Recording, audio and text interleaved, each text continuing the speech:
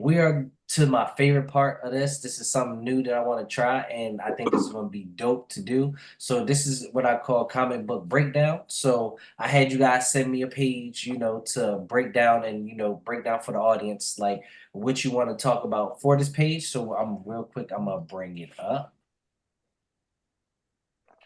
and can you guys see that? Yes, sir. Yeah. Okay. Cool. Cool. So this is the part where I want you guys just to break down this page for me. Anything that's important that you guys want to talk about, anything that you wanted to say to the audience with this page. This is your time, just to let it out. Um, well, this page right here, like it's a real emotional scene. Terry, he's something happened, and like he's trying to see like, damn, is this superhero thing for me and everything, or should I just forget about it and everything? And like and his dad and his mom, doing their best trying to comfort him and everything, showing the soft side of a strong character. Mm, Yeah, okay. like you can't do everything type of deal. But Okay. So Yeah. this is. Oh, were you ready to say, Darius? Oh, I was just gonna just expand on what Terrence said a little bit because I think Mhm. in the first pod that we joined, we talked about some of our inspirations and how they kind of like fueled how we wrote. Right. And I know for me personally, this is kind of where I make like that Spider-Man connection. He has the power to do something, and either generally speaking, not saying this specifically for Blitz, but heroes often in the beginning of their stories, they're faced with the opportunity to act with their powers or to not act. And regardless of which one you do, uh, depending on what decision it is, there's still like a ramification or a consequence to it. So Blitz, he doesn't stand idly by and let something happen, but more or less something happens on his watch. But this is basically his first like superhero outing, so he isn't prepared for like literally anything that could happen. And so this is the first time where he feels that public loss, and everybody else sees it too. And so even in like the first panel where we have the news anchor or whatever, this is like the first time he's getting like publicly scrutinized, even if they don't know specifically who he is yet, as you can see from the hoodie, makeshift homemade costume. Um, but yeah, this is like the first time where like your first screw up is very public. Everybody saw it, or at least if they weren't there when it happened, it's being broadcasted everywhere now. So you know, yeah, you did a good job in stopping the threat overall, but it didn't come without at least a handful of missteps or casualties or whatever. Okay. So this is in a way, it's kind of like his Uncle Ben type of moment. Yeah, very very close to it. And okay, that's dope. That's dope. And so, what page is this, and what comic is this from? this is This from issue 1, and it's what page I believe 11, so it's like 11? halfway through the You're book. right. Yeah, You're about halfway. Yeah. right. Yeah. Okay.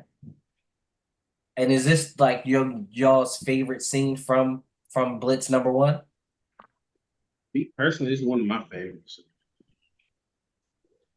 because like this right here lets you know what's gonna be happening until he become that hero that everybody sooner love and everybody. He gonna make mistakes. He gonna be sad. He gonna make up for his mistakes. So, yeah, this just like you got a crowd before you walk thing Mm, situation. mm. Yeah, I don't know if He, it's my favorite, but it's definitely the most impactful out of this book because this is the moment because they're gonna see Blitz do like a lot of like just outlandish and like crazy feats because of him being like a flagship character. But this is like that one moment that shows you, you know, he's not perfect. He can still take a loss like anybody else, and he's very human about his losses. So they affect him like anything would affect, your everyday person. you know, loss is tough to deal with regardless of like what background you have, where you come from. So this is one of those people aspects of the character that makes him feel more human than some of the other stuff you see him do. What about you, Derek? Do you have anything you want to say about this page? Yeah, it's a cool. I mean, this scene is cool, but like I said, it's probably like one of my favorite scenes. But I'm gonna tell you like this: every page is my favorite scene. You know, but if I had to just pick one, it's without saying too much. It's a school scene, so it's one of my favorite pages. You know, so but I can't. I don't know how to. I'm not gonna even touch that. I ain't have to manipulate it with them words like that when I give it up too much. That's all I'm saying. Yeah. Thanks. Okay. But I like this. I feel for me, it feels like you guys with this scene, it was very important for y'all to show y'all superhero with emotions. So is that important to y'all? Because that's what it feels like to me.